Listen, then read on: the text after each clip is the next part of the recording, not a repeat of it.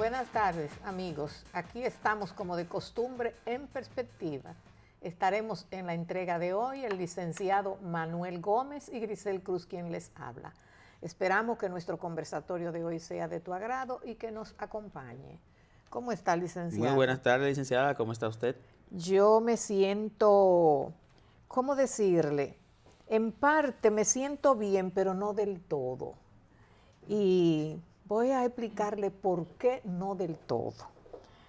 Usted me decía en día pasado que nosotros, las personas de tercera edad, tenemos que acostumbrarnos al lenguaje de los jóvenes. Entenderlo, no acostumbrarme a entenderlo. Acostumbrarnos a oírlo y aceptar los jóvenes. Y de eso quiero hablar, de los jóvenes. Antes de eso quiero decirle que todo mi trabajo a lo largo de mi vida laboral fue trabajando con jóvenes.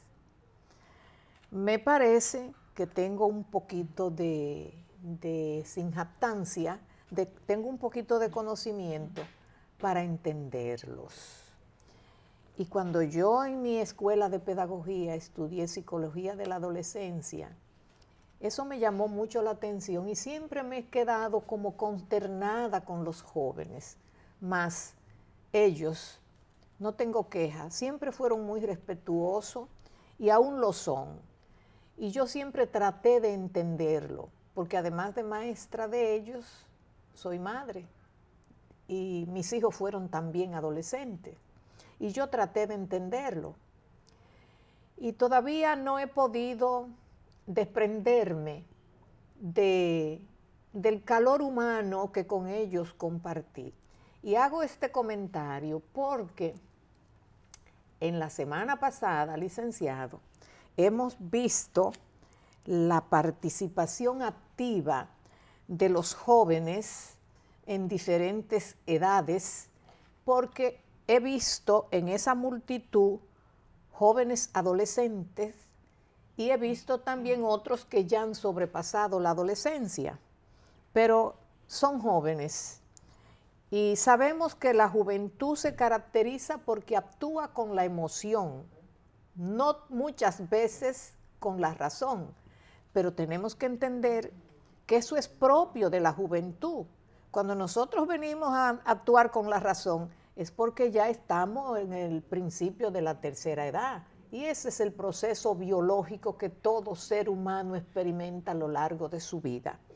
Y digo esto porque también estuve observando estos jóvenes desde que ellos comenzaron. Y hasta el momento en que la semana pasada ellos se quejaban porque no lo dejaron entrar o no lo pusieron en la agenda que tenían los representantes del diálogo el diálogo que tenían entre los diferentes sectores de la vida nacional para un mejor entendimiento con respecto a estos comicios que se celebraron, que se tuvieron a punto de celebrar, sí, que se frustraron. Que organizó el Centro Económico y Social organizado por Núñez Collado. Pero a todo esto, estos muchachos, a mí me surgieron muchas interrogantes. Y yo pienso, siempre este tipo de movimiento a lo largo de nuestra historia reciente de la República, los jóvenes han tenido una participación agresiva cuando ellos se disponen. Y eso me trajo a la memoria la época de los palmeros. ¿Usted recuerda a los palmeros? Claro, claro. Los palmeros fueron muchachos jóvenes, pero también recuerdo, yo era una niña, pero con muy buena memoria, la invasión del 59, el año 59. Y hago este recuento para memorizar un poco hechos lamentables, históricos, importantes que han sucedido en la vida nacional. Toda esta gente con estos movimientos que surgieron, muchos de ellos lamentables y según algunos analistas con lo que yo estoy de acuerdo, no debieron suceder, pero sucedieron, hechos lamentables. Esos muchachos de los palmeros, recuerdo, eran muchachos adolescentes todavía. Es decir, y estos muchachos se perdieron su vida. Y eso a mí me partió el alma. Cómo aquellos muchachos tan jóvenes fueron víctimas de la emoción. No sé si con razón o sin razón, pero ese proceso histórico, nuestro país ha sido siempre un país muy convulsivo. Pero al final dieron una muestra de resistencia pero tenaz. No lo tenemos. Eran muchachos valiosos, pero sí, no lo tenemos. Y lo correcto es que tuviéramos esos valores aquí con nosotros. Mire, por ejemplo, le voy a citar una persona muy íntegra y que yo siento mucho respeto y admiración y que era de esos tiempos, a don Fidelio Despradel. Sí, que todavía está ahí defendiendo muchas causas nobles en el Congreso Nacional. Exacto, usted lo ha dicho, causas nobles. Y ha sido un hombre que ha pasado por la vida nacional y no ha dejado historia cuestionable, no ha dejado expediente. Entonces, ahí tenemos una representación de lo que fueron aquellos jóvenes. Mire ahí, y así como está el señor Despradel, que todavía está aportando de una manera u otra al país, sin haberse lucrado del país, o sea, sirviéndole al país, no sirviéndose del país. Eso es lo que yo creo. Yo no lo he tratado de cerca, pero observo en la distancia. Y esa es la percepción que tengo de ese señor. Entonces, esa es una muestra de lo que fueron aquellos jóvenes y que debieron estar también junto con don Fidelio aquí en el país aportando sus ideas. Pero no están. No obstante a eso le podemos dar un seguimiento de toda esa juventud que pasó la transición y luego cuando llega el régimen de fuerza, que fueron los 12 años de Joaquín Balaguer, esa crema innata de la juventud que murió, se perdió. Mire, tenemos un ejemplo, Amina Velasbún, en el periodismo tenemos Lando Martínez, o sea, una playa de jóvenes que valiosos, con un potencial y una preparación extraordinaria en esa época, se perdió por causas. Pues mire, estos jóvenes que hoy lo veo, yo estoy asombrada porque ellos se están comportando. Fíjese que ahí no ha salido un solo acto de violencia y yo los felicito. Ellos están ocupando un espacio que le corresponde. ¿Por qué? Yo diría, esos muchachos hay que prestarle atención. Esos muchachos hay que guiarlo, hay que ayudarlo, hay que orientarlo y no se pierdan con esos muchachos. Esos muchachos representan una fuerza votante muy importante. ¿Por qué? Porque ahí hay muchos muchachos que van a votar por primera vez. Licenciada. Y ese es un voto, y hay que cuidarlo. Aparte del voto, vamos a ir al origen de qué causó esa explosión juvenil. Mire, esa explosión no vino de una posición política u otra. Esa explosión vino de dos cosas, de la indignación y la impotencia. Sí. Entonces, los jóvenes respondieron ante la indignación y la impotencia. Pero, ¿qué ha pasado en este proceso? Cuando los jóvenes responden, les responden de manera agresiva. ¿Qué pasó ahí? Cuando ellos fueron a la plaza de la bandera. No, licenciado, ahí no ha habido sangre. No, pero a él le tiraron un bombazo. Ahí fue el key de que vino, de que más jóvenes se sumaran. Fíjense muy mal hecho que vamos a hablar de dos términos que luego usted quiere hablar de lingüística. Independiente, tenemos que aceptarlo porque la juventud lo ha puesto de moda. Fíjense, se encontraron que eran unos tipos de jóvenes que no eran que le dieron un picapollo para que vayan. Eran jóvenes de clase media alta, o sea, no eran jóvenes que le podían dar 500 pesos para que vayan, no, fue una explosión espontánea y ellos mismos. Entonces, esos jóvenes, ellos se tipifican como en unos términos que a usted no le gusta mucho, pero vamos a tener que expresarlo. Los popis, le llaman los popis. De luego se integraron los guaguaguá. Los guaguaguá son aquellos que quizá lo pueden manipular o lo que sea, pero esos que se integraron fueron de conciencia. Fíjense que la UAS encabeza todos los movimientos y ese movimiento juvenil no fue encabezado por la UAS, fue después que se suman los jóvenes estudiantes de la UAS, después de esa explosión de impotencia. Fíjense que al culminar las elecciones, la rectora, pues, ese día suspendió las clases porque sabía que iba a haber una explosión en la UAS. Entonces, al suspenderse las clases, esa juventud de impotencia, la ira, fue a expresarla como de una manera organizada, protestando, pero lo más grande no es eso. Lo más grande es que nunca habíamos visto es que sectores de la highlight, como nosotros llamamos, aquí estamos Piantini, Laco, Arroyo Hondo, etcétera, a las 8 de la noche, todos esos sectores tocando caldero, cacerola, por 10 minutos, y usted escuchaba todos esos edificios, gente que nunca hacían nada, se integraron.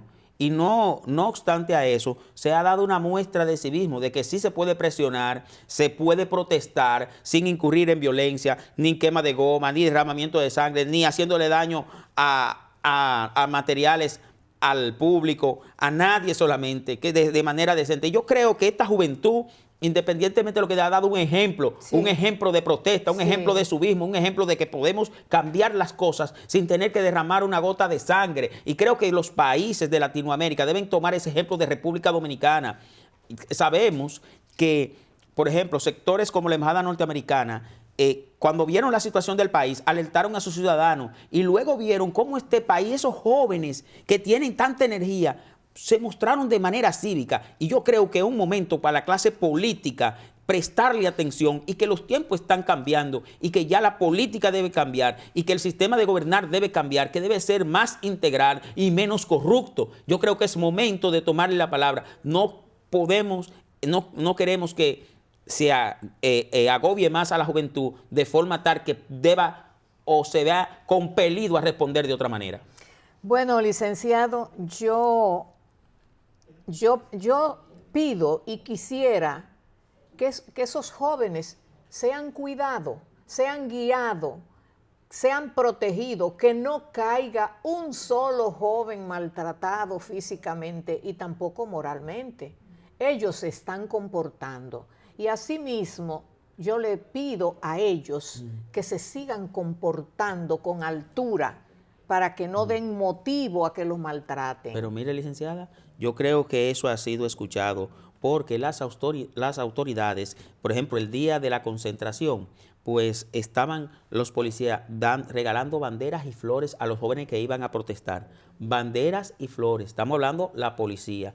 También están mostrando un civismo desde la Junta Central Electoral, también están abiertas para que ellos también sean supervisores, supervisen el proceso. Los partidos políticos también están tomando en cuenta, porque ellos saben que ya estos procesos, estos cambios y transformaciones no pueden dejar fuera a la juventud. Hay que integrar esta juventud porque es un derecho que ellos necesitan ejercerlo y es la garantía que tienen nuestras próximas generaciones de que seamos un mejor país y más democrático. Que en esos diálogos que se están llevando a cabo, que qué bien, que le den su participación, que lo tomen en cuenta, porque esos jóvenes hasta ahora están dando muestra de buena conducta.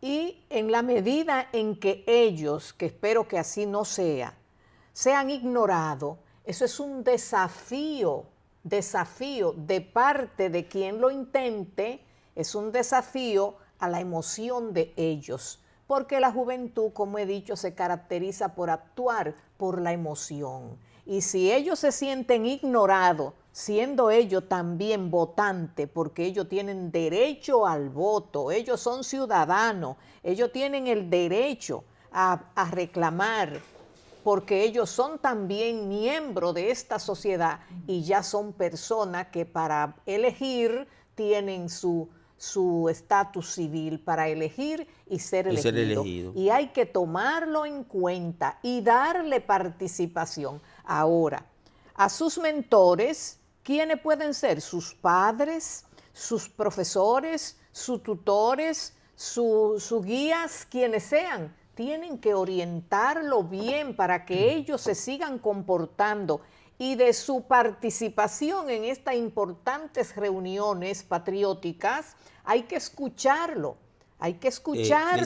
y tomar en cuenta sus opiniones y darle un lugar para que ellos también se sientan que se están tomando en cuenta porque ellos son posibles votantes que van a elegir y son muchos, ellos son importantes. Ahora, todo lo que ellos planteen, por eso digo, tienen que ser guiados por un mentor imparcial, un mentor, un guía que pueden ser su padre, que no le inculquen ideas turbias ni distorsionadas, sino que le hagan sentir a ellos que ellos son importantes y que se sigan comportando con la debida prudencia, pero también a las autoridades, reitero, que cuiden esos jóvenes, que lo cuiden, Sí, licenciada, porque ellos están comportándose adecuadamente. sin embargo, ha pasado un proceso. En el día de ayer, o sea, ayer viernes, se dieron dos procesos, dos iniciativas muy interesantes, que fueron los dos diálogos.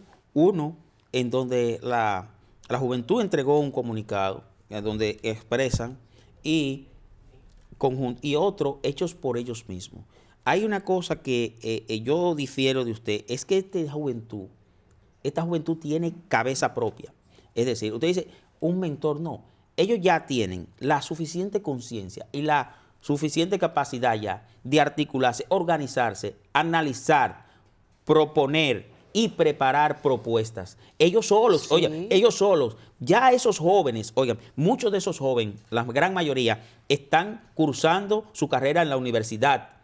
Algunos están en términos del bachillerato, pero la gran mayoría están cursando en la universidad. Son jóvenes con una capacidad. Yo he hablado con muchos de ellos y he quedado anonadado y sorprendido, no solamente de la forma en que se expresan, sino de la gran capacidad y la conciencia que tienen, que muchas de esas cosas las hemos adquirido nosotros con la experiencia, esa madurez a veces con que se expresan. Usted ha usado un término muy importante, la experiencia. Fíjese, en una ocasión, no recuerdo muy bien, pero algo así, a uno de los veteranos que yo mencioné hace un momento, de aquellos movimientos que pasaron por los años 70 y 80, uno de los sobrevivientes, en una entrevista que yo vi, le preguntaron que si hoy, con la madurez y la experiencia que tenía, hubiera participado otra vez en el movimiento aquel que se produjo en la invasión del 59, que esa persona, que me reservo su nombre, participó y hoy día es un sobreviviente.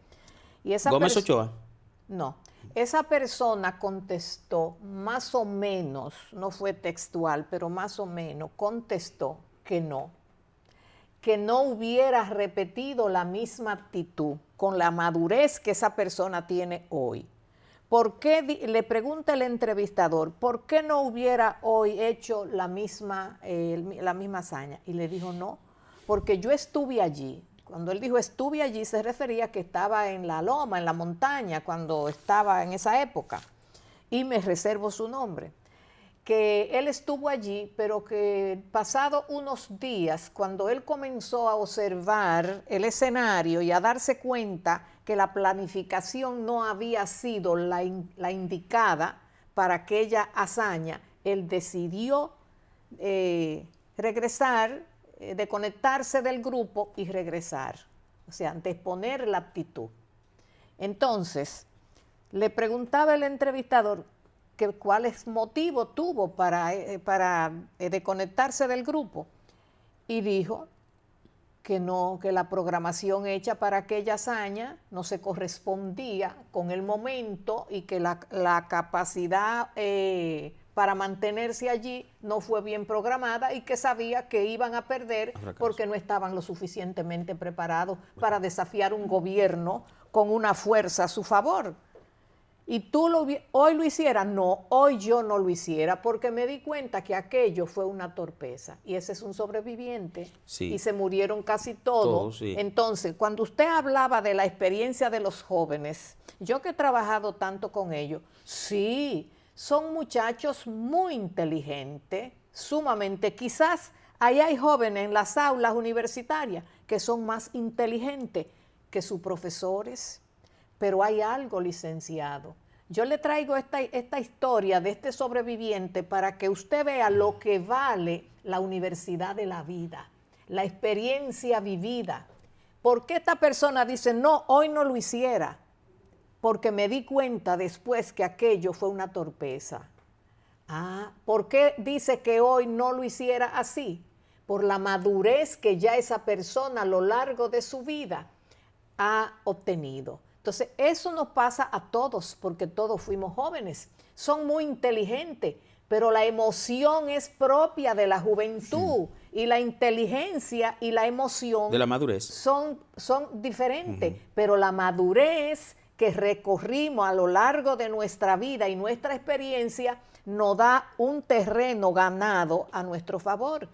Fíjense que los jóvenes hoy son los preferidos en las empresas, pero las empresas tienen personas maduras de mucha experiencia que son los asesores y son los que dirigen. Y excepcionalmente un joven para que la juventud no sienta que está discriminada. Pero la experiencia es hermana de la ciencia, licenciada. Sin embargo, licenciada, nosotros sabemos que los pueblos que no conocen su historia están obligados a repetirla.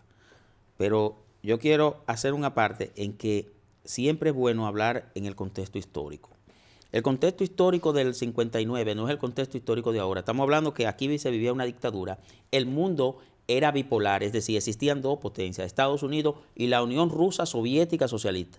Es por eso que en el mismo 59, cuando triunfa la Revolución cubana, los Estados Unidos cambian su estrategia hacia Latinoamérica porque tenían que contrarrestar esos aires socialistas, porque el comunismo nunca ha existido, solamente en la comunidad primitiva como órgano de inspiración de Carlos Marx. Perdóneme, usted dijo que el comunismo nunca ha existido. No, solamente lo que ha existido es rasgo socialista, como lo que estudió Pero Rusia. la democracia tampoco, sí, licenciado. Pero déjeme terminar.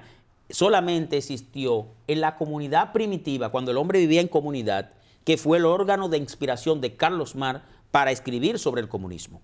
Solamente así, pero en la praxis el comunismo, lo que eso no ha existido, solamente rasgos socialistas, porque dentro, por ejemplo, la Unión Rusa Soviética Socialista, cuando triunfó el Consejo de Soviet de Diputados en 1917, en aquella revolución, lo que se conformó era un sistema que dentro de él había una pequeña burguesía. Licenciado, fíjese, cuando usted habla de comunismo y yo le cito la democracia, que ninguno de los dos han sido puestos a toda capacidad en funcionamiento, y que la democracia, que quizás la esencia de la democracia, que quizás se ha acercado un poquito más a lo que es la ciencia de la política y la democracia, es Estados Unidos, y no por completo. No hay otro estado que haya sido un estado democrático que tenga un acercamiento más que los Estados Unidos, y no está completo. Cuando yo oigo aquí ahora que hablan del término democracia, que está tan de moda,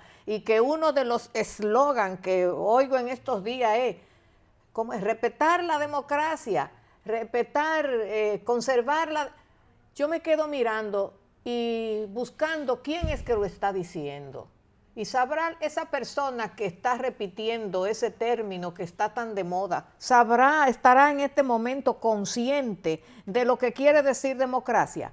Porque si hay un país donde la democracia es muy turbia y que casi yo diría ni la conocen, somos nosotros. Porque ¿de qué democracia que aquí se está hablando? La democracia quiere decir, cuando ellos dicen, respetemos la democracia, pero eso quiere decir, respetemos el pueblo, porque democracia quiere decir pueblo. Entonces, si la democracia quiere decir pueblo, en esta joven historia de la democracia que hemos tenido, ¿cuántos años van después de la dictadura? Vamos a suponer que la muerte del señor, que no me gusta mencionar. Fue el 30 de mayo del 61.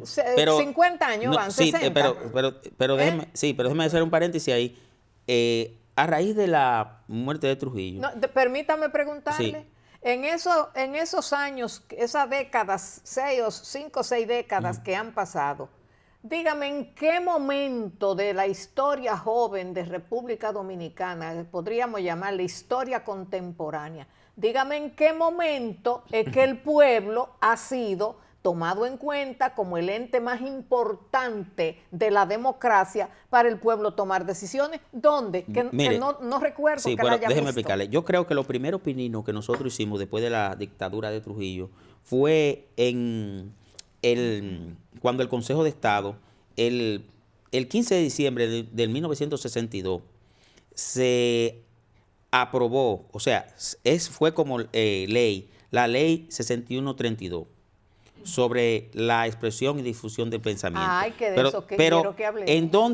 ¿De dónde se basó eso? Se basa en el artículo 44 de la Constitución, en la Declaración Universal de los Derechos Humanos, también en el Pacto Internacional de los Derechos Civiles y Políticos y de la Convención Americana sobre Derechos Humanos. Esa fue la base fundamental y fue nuestro primer opinino. Y creo que cuando se aprobó eso, en ese momento, era lo más elevado. Claro, aquí se vivió un proceso después de ese Consejo de Estado. Quien era el presidente del Consejo de Estado en ese entonces era Rafael F. Bonelli, era el presidente y fue quien firmó esa ley 6132, que luego del 62 viene y toma el poder en el 63 efímeramente el profesor Juan Bosch, que traía unos cambios y transformaciones beneficiosos para toda la sociedad. Pero lamentablemente no representaba los intereses tanto de Estados Unidos y de una oligarquía o un residuo de la tiranía que todavía tenía muchísima fuerza. Y a propósito, licenciado, sí, el profesor fue un hombre muy honesto,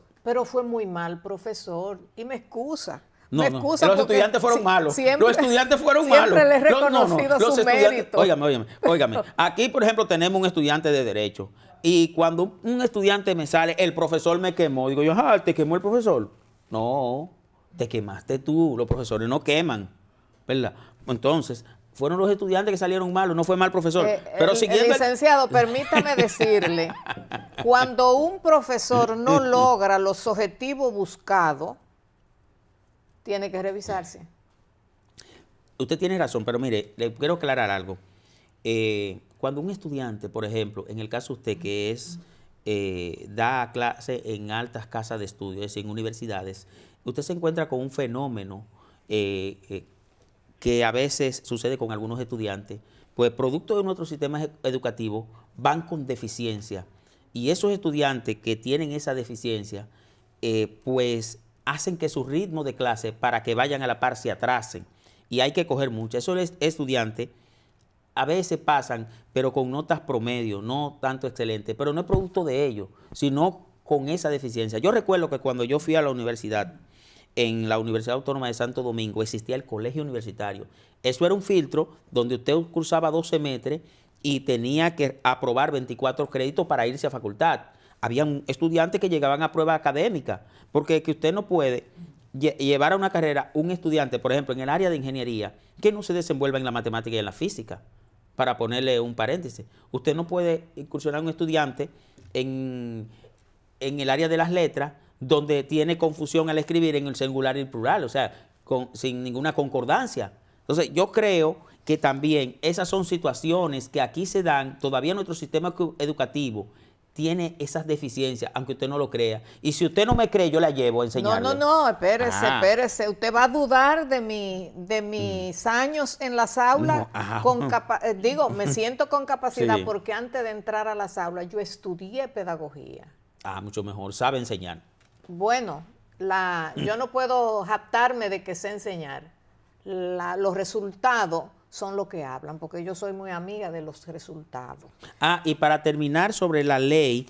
Perdóneme que lo interrumpí, porque vamos a agotar para terminar con más profundidad lo de la ley. Para terminar ese pedacito... Sobre expresión y difusión del pensamiento. Esa ley se complementó hace poco, eso fue cuando el 25 de febrero del 2013, un grupo de periodistas sometieron al Tribunal Constitucional una reforma. Estos periodistas fueron Miguel Antonio Franjul Bucareli, que es actual director del Listún Diario, lo voy a decir ahora. Rafael Osvaldo Santana, director del Caribe, y Rafael Molina Morillo, que era director del Día, ya fallecido. Esas reformas fueron a los artículos 30, 31, 34, 37, 46, 47 y 48 de la ley 6132. Esos eran los únicos artículos donde se podían a través del Estado coartar la libre expresión. Estamos hablando de la ley... la tengo aquí. Sí, la ley 6132. Esos fueron reformados por el Tribunal Constitucional sobre la ley de expresión de pensamiento, tras una acción sometida por varios directores de medios que fueron lo que anteriormente mencioné. De esos artículos vamos a hablar un poquito más adelante, pero en cuanto a lo que dejamos inconcluso, cuando usted hablaba del curso preparatorio que creó la UAS, yo nunca estuve de acuerdo con ese curso preparatorio. ¿Con el colegio universitario? No, no estuve nunca Yo de sí. acuerdo porque agregarle un año más a la carrera es injusto. Pero lo iba a usted estaba seguro con lo que iba a No, ir. licenciado, yo respeto su criterio y el criterio de quien se inventó, pero yo no estoy de acuerdo. ¿Por qué?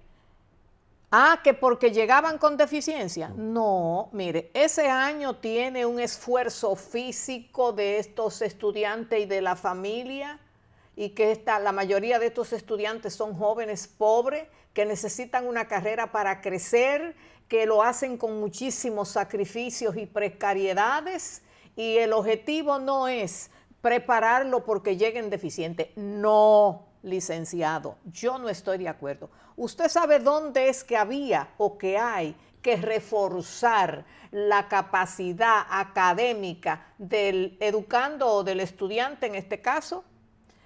En la formación secundaria. Pero si ellos llegan deficientes a la universidad, ese problema no es de la universidad. El sistema tiene que revisarse y esos jóvenes tienen que salir con la capacidad.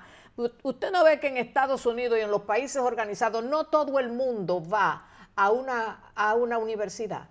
Y si acaso allí entra, allí tiene que coger un examen de prueba, un examen, no coger un año. Es un examen probatorio para determinar la capacidad del aspirante a ingresar a una carrera. No entran todos. Mire, licenciada. Entonces, ¿por qué aquí no se revisó el sistema educativo a todos los niveles, como todavía eso está pendiente de hacer? Y no poner a estos muchachos a sufrir más, hacer un año que debió haberse evitado capacitándolo en su bachillerato para que entren y previo examen para determinar. Y otra cosa que no se hace aquí y que algún día tendrá que ser, es que aquí se está viendo la educación superior como un negocio, no como una necesidad para desarrollar el Estado, sino como un negocio lucrativo. Entonces, si fuera un país organizado, estuviera una estadística organizada profesionalmente para determinar la cantidad de profesionales que el país necesita en determinadas áreas, como hace Finlandia, como hace Japón, como hacen otros países organizados, que no tiran a la calle profesionales que no van a encontrar empleo cuando se gradúen.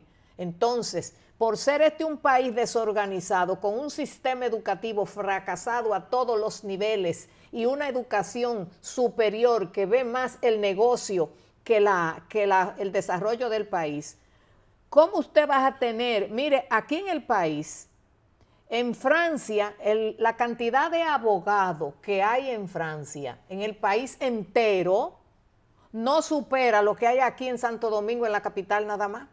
Entonces, la profesión del abogado, por citar una, entre otras tantas que están en la misma situación, cuando eran menos abogados y notarios, producían con qué vivir decente, nunca de hacerse rico, millonario, porque las profesiones ninguna son para usted hacerse rico, millonario, sino para crecer académicamente, socialmente, económicamente, pero una profesión, lo que le da a un profesional serio y decente es cómo vivir decente, con sus necesidades básicas resueltas, sin tener que tirarse arrodillarse para que le den un empleo. Y aquí en este país no hay control, las universidades no tienen control y egresan una cantidad de profesionales que después tienen que coger una yola para irse a Puerto Rico, para irse a Estados Unidos a taxiar y hacer trabajo de obrero. Sin embargo, licenciada, déjeme ahora yo argumentar de por qué yo estoy de acuerdo con ese filtro. En este edificio que estamos, en el tercer nivel, un eminente médico, que los camarógrafos de aquí lo conocieron, ese señor era ginecobstetra, era porque no está aquí, pero sigue siendo, fue una eminencia médica que incluso un experto en incontinencia urinaria. para que estemos claros. Él decidió irse a Estados Unidos. Y aún así, siendo una eminencia, allá tuvo que cursar 3 años para poder trabajar. Óigame que usted se está poniendo el filtro, porque si yo estoy diciendo, ¿por qué yo digo que se debió mantener? Porque hasta que nuestro sistema educativo no esté a nivel acorde con esos grandes colegios que sí educan bien, porque no todo el mundo puede pagar el San George, no todo el mundo puede pagar la Salle. Para poner un ejemplo, o más, vamos a poner más cerca, el San Judas Tadeo, no todo el mundo lo puede pagar. Entonces, hasta que todos los estudiantes del Estado, o sea, de la educación pública, salgan con el nivel aceptable, debe haber un filtro. Y por eso yo sostengo esa tesis. Ese médico tuvo que cursar 3 años. Hoy es una eminencia allá en Estados Unidos, lo era estando aquí, pero aún así, para ello hay que pasarle el filtro, para ellos sentirse seguros. Y yo creo que en ese entonces, verticalizar el colegio universitario fue un error, hasta que nuestro sistema educativo no tuviera los niveles adecuados. Ahí es que yo me baso. Nosotros pensamos igual. Lo que pasa es que usted se está basando en que hay que mejorar el sistema educativo como base. Sin embargo, como no está bien, pues hay que mantener un filtro. Ahora, cuando esté bien, no hay que filtrar para que no se pierda ese tiempo. Porque usted está evaluando ese año que se perdió, pero yo estoy evaluando la calidad.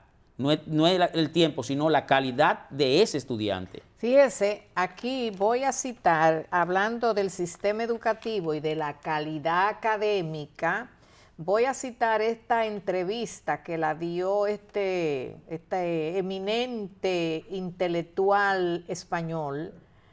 Este señor se llama Santiago Muñoz Machado. Bueno, fíjese, estamos hablando de una autoridad. Estamos hablando de una autoridad que vale la pena prestarle atención a lo que esa autoridad dice. Ese señor dice que es director de la Real Academia Española y presidente de la Asociación de Academia de Lengua Española. Para que sepamos de quién estamos hablando. No estamos hablando de cualquier cosa. Una autoridad. Exacto, una autoridad internacional. No estamos hablando de políticos ni de política, de politiquería. Estamos hablando de una autoridad, de un intelectual que vale la pena leerle un libro y prestarle atención. Ese señor estuvo aquí recientemente y dio esta entrevista. Y voy a citar algunas de las expresiones que él usó. Y entre ellas dice lo siguiente: respecto del español, usted hacía un momentito mencionaba, no lo vamos a repetir porque en mi experiencia y mi información me dice que no repitamos las cosas que consideramos incorrectas. Vamos a repetir las cosas correctas, los términos correctos, no así lo incorrecto, para no darle cabida a esa corriente negativa. No ser fuente de propagación. ¿Verdad? Y como los medios de comunicación a todos los niveles son tan efectivos, son tanto para educar. Debería ser para educar, pero en mi país no está sucediendo eso, lamentablemente. Y fíjese cómo este señor... yo corroboro con él y creo que conteste con la realidad. Dice él, en respuesta a la entrevista que le hace el entrevistador, dice, respecto del español, y esto es refiriéndose a los términos que están de moda, siendo muy usados por la juventud, no lo vamos a repetir, pero sabemos que la juventud de hoy día, y hay que entenderlo, como él dice, hay que entenderlo. Están usando un lenguaje que está muy divorciado del lenguaje correcto, del español correcto, pero él dice, son cosas del momento. Licenciada, pero para educarle, mire, yo hago un arte y lo paso, me mandan la literatura y yo escribo sobre una persona, la vicepresidente ejecutiva. La persona me llama, mira, ¿por qué tú pusiste la vicepresidente? Es la vicepresidenta. Digo, está bien, yo lo cambio. El artículo da, dice el género, es la vicepresidente. Sin embargo, ella me llamó, yo estoy como el otro quiera ya, porque yo no voy a coger lucha con la gente. Bueno, yo le puse la vicepresidenta. Sí, pero aquí este señor habla justamente de las correcciones que se han aceptado ciertos términos en la academia, pero de las correcciones que hay que hacerle al lenguaje posteriormente y que ellos están en ese tenor, de hacerle correcciones al diccionario de la lengua española. Es decir, que ya esa parte que usted cita muy correctamente es otra de las cosas que siempre se quedaron turbias, pero que fueron presentadas y aceptadas, pero que quedaron turbias. Y usted la ve en los medios. Porque cuando nosotros dimos español, que todavía es el mismo español, decía que el artículo determinaba el género. Ok, pero vamos a lo que contesta esta autoridad. Y dice él, respecto del español y la pérdida, oiga bien, la pérdida de valores del español culto y la sustitución de jergas de todo tipo. Fíjese lo mismo que estamos hablando, jergas, que es un asesinato, ese vocabulario fuera de la gramática correcta y culta, es un asesinato al idioma. Entonces, en otro término, él dice, fíjese bien, yo creo que en la medida en que los sistemas educativos funcionen un poco mejor, y estos son términos que él lo usa con delicadeza, por no expresarlo de otra manera, y lo expresa así para no herir susceptibilidades. Fíjese con qué sutileza y con qué delicadeza él se expresa, claro está, a nivel de su estatus, un hombre culto, en la máxima expresión. Dice, un poco mejor, y él está aquí en este país, cuando está hablando es aquí la entrevista, pero por no señalar directamente, se refiere de manera plural. Dice, en los sistemas educativos funcionen un poco mejor, podrán ser mejor educados en la lengua y también los ciudadanos de este país y del mío. Mire qué sutileza, para no señalar directamente también incluye el de él, de donde él viene, de España. Dice, el problema de la jerga y el asesinato, digo esto, la palabra asesinato la uso yo, el problema de la jerga a la que él se refiere, es lo mismo que nosotros estábamos hablando ahorita, de ese lenguaje, esos términos, esos modismos. Sí, distorsionados del lenguaje culto y correcto. Y entonces él dice, bueno, son cosas del momento que están sucediendo, pero en la medida en que se vayan corrigiendo los defectos del sistema educativo, y yo hago énfasis en mi país, y por eso yo le hablaba a usted hace un momento de que nuestro sistema educativo ha sido un fracaso y de que esa violencia que exhibe el pueblo dominicano y tanta pérdida de tiempo y de recursos y de malversación de fondos y muchas cosas que riñen con las leyes, que son buenas, pero si se cumplieran, qué bueno fuera. Sí. Entonces, todo eso, como hablábamos, podría ser corregido con un mejor sistema educativo donde el educando o el estudiante o el futuro ciudadano salga más perfilado, mejor educado. Así tendríamos una sociedad menos violenta, menos impulsiva, menos corrupta y menos excesiva en el uso de los recursos y del patrimonio del Estado, que es patrimonio de todos nosotros, no patrimonio de un grupo que cada 4 años hace uso abusivo del patrimonio de todos nosotros los dominicanos. Sí. Entonces, cuando se hace uso abusivo de todos los recursos del Estado, y ahí es que quisiera que el tiempo me diera para que hablamos de la expresión, de la ley de expresión y difusión del pensamiento.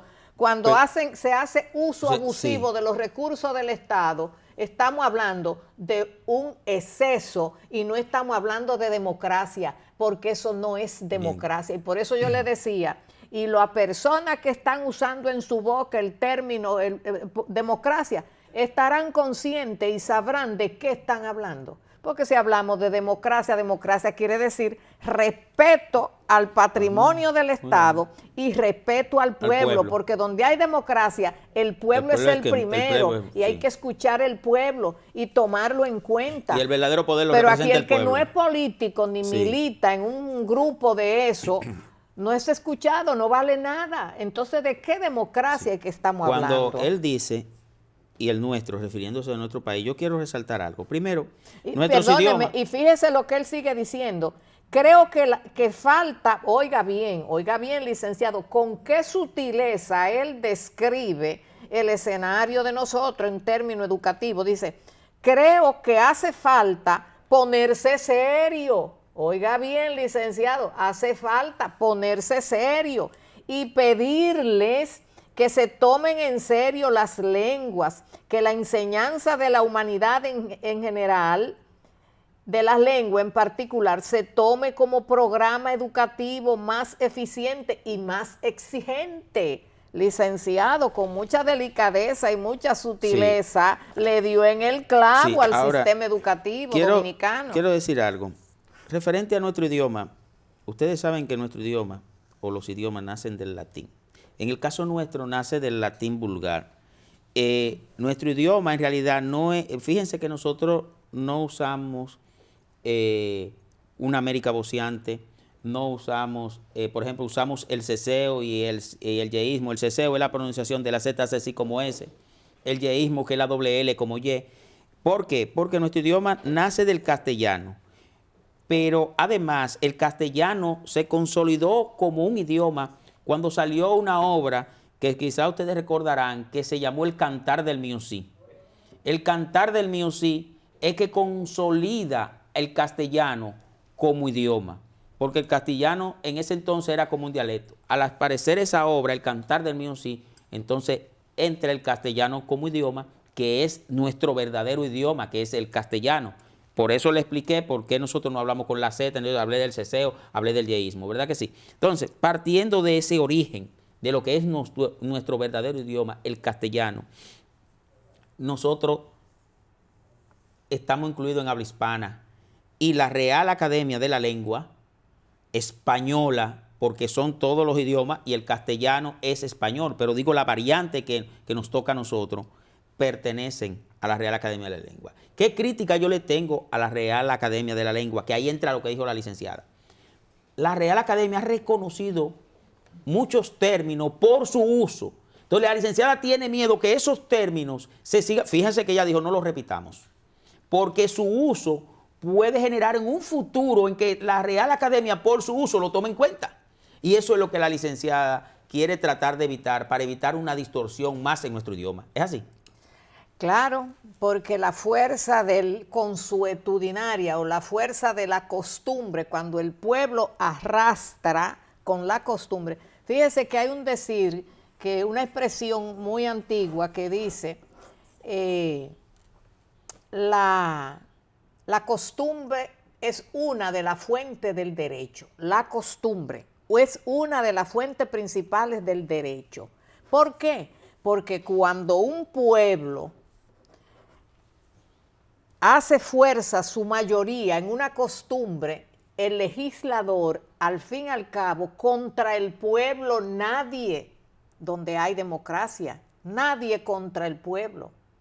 Por eso le decía en día pasado, no se cedan a quienes le toca mandar, que cuando un pueblo dice, voy para la calle, no le pueden pasar un rodillo, no le pueden bombardear. Usted puede tener una fuerza militar o policial o auxiliar, represiva, muy sofisticada y muy bien armada, pero cuando un pueblo dice, voy para la calle, no hay tanque de guerra, no hay aviones, no hay barcos, no hay fusiles que vaya contra un pueblo, porque ya esa época pasaron. Y yo no he visto nunca en la historia de la humanidad que la fuerza ha podido extinguir un pueblo.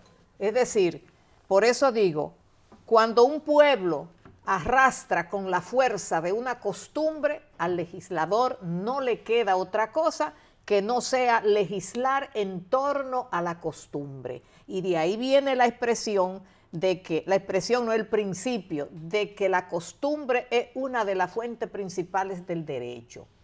Fíjese que en Roma, donde surge el derecho escrito, lo que existía hasta ese momento era la costumbre y la palabra. la gente pactaba a través de la palabra y las personas respetables del momento, su palabra era un templo para pactar.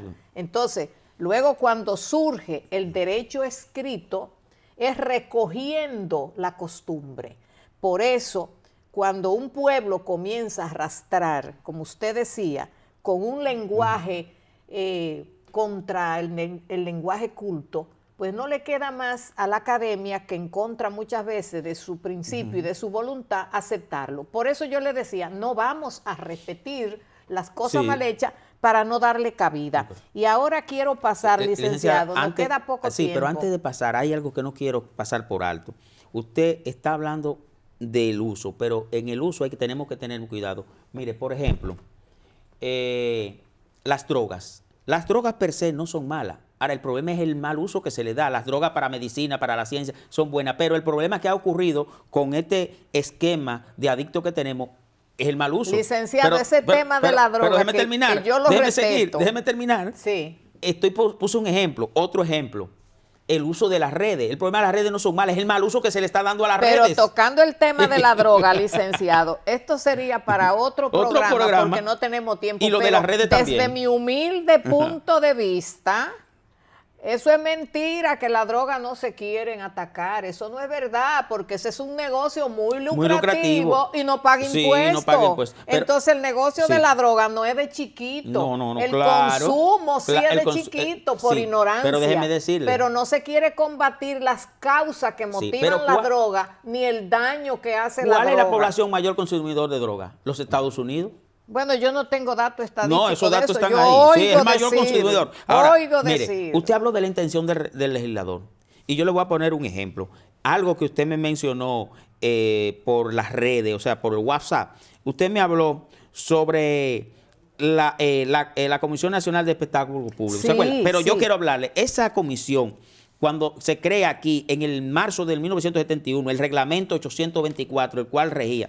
Usted no sabe, lo tengo. Sí, usted no sabe que aquí en el gobierno de Leonel Fernández agarraron, hicieron un tollo y emitieron un decreto, el 30105, derogando ese reglamento y después tuvo que admitir el error, el que era consultor jurídico del Poder Ejecutivo en ese entonces, Pina Toribio. Pero déjeme terminarle, Pina Toribio. Y tuvieron que emitir un decreto nuevo, el 312, para volver otra vez al reglamento 824 que fue aprobado en 1971. Pero aparte de que existe ese reglamento, yo nunca he visto que eso ha funcionado. Precisamente, licenciado, por eso, porque en estos días he escuchado muchos periodistas que han sido sancionados, escuché también a través, no sé de qué medio, de que un diputado quiso introducir un proyecto de ley donde él trataba de que se sancionara a todo aquel que hablara de un mal de un funcionario. El presidente del Senado, que quería sobre no solamente un funcionario, sino personas, autoridades elegidas y designadas. Sí. Que usted, ahora que usted dice... El presidente del Senado fue... Sí, pues me luce sorprendente, pues le voy a decir por qué, que él se destapara con esa. Fíjese, cuando yo he escuchado en estos días el término difamación, y que he visto envuelto muchísimos periodistas en eso, y otros de que andan huyendo. Yo no sé si es verdad, yo estoy viendo en los medios que algunos periodistas han salido huyendo del país para proteger su vida, y que otros están siendo sometidos a la justicia por difamación. Bueno, hay un aspaviento, un revuelo grandísimo con el término difamación y expresión y difusión del pensamiento. A todo esto, yo me he puesto a buscar en el Código Penal, en el Código Procesal Penal, en esta ley que la tengo aquí, y porque el aspaviento es grande. Y para mi sorpresa, licenciado, para mi sorpresa, yo me decía, pero bueno, y es que lo he comentado aquí, dejó de existir la Dirección de Espectáculo Público, dejó de existir, y yo decía esto porque no la siento. Y déjeme decirle que esa dirección es pero tan importante. Yo no sé si traje aquí un estudio, un análisis que hizo un prominente jurista, muy bien hecho, me quedó, creo que la dejé. Sí, pero si usted recordará que cuando usted se refirió en esos términos, yo le dije, pero yo tengo desconocimiento de eso. ¿Se acuerda que le dije? Sí, pero usted me lo dijo en un tono burlón.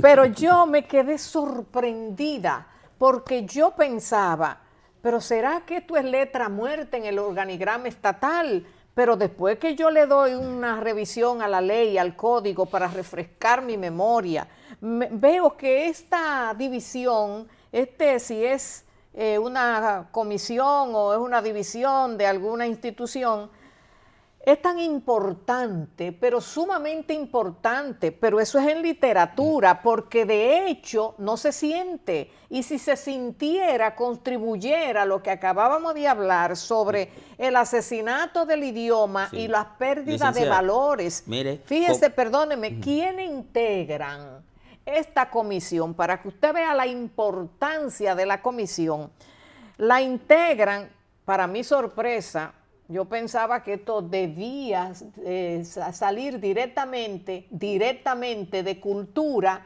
o del Ministerio de Educación, de uno de los dos, superior o básica. Y fíjese, es una dependencia de la Dirección General de Correo y Telecomunicaciones, pero también cualquier queja que haya que elevarse para que esto sea revisado, algún desliz, tiene que autorizarlo cuando es recurrida alguna queja o inconformidad, hay que recurrir por ante el ministro de Educación, licenciado.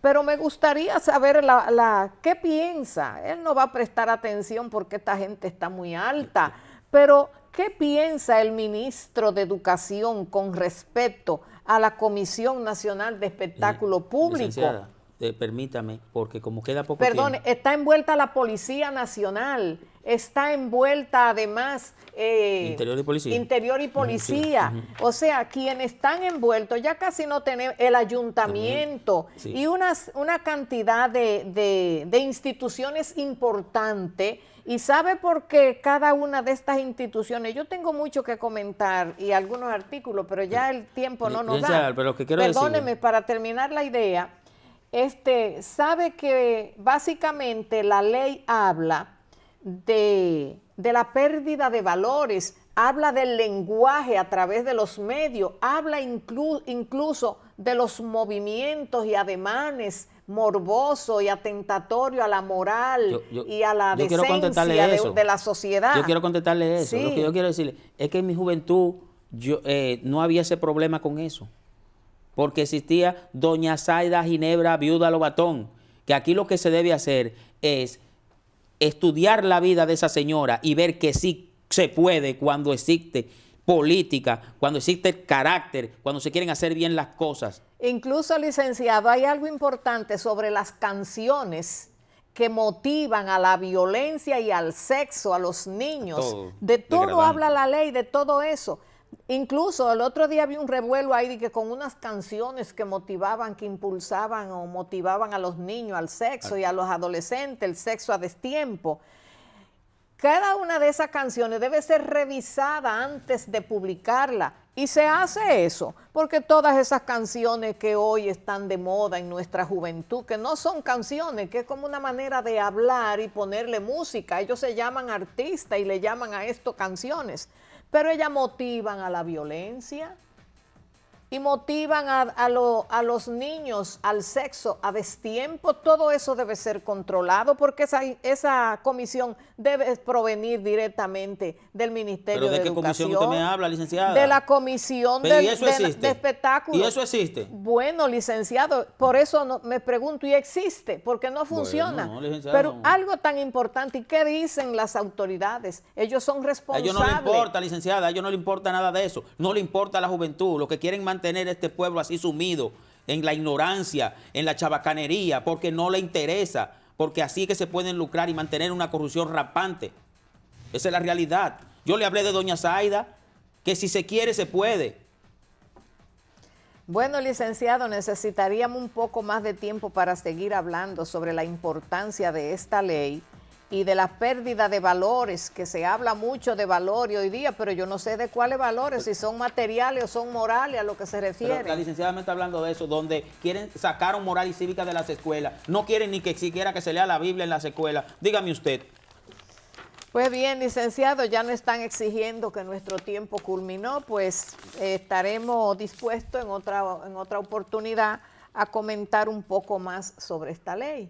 Mientras tanto, muchísimas gracias a nuestros amigos por habernos acompañado y esperamos que nuestro conversatorio de hoy haya sido de su agrado. Hasta pronto.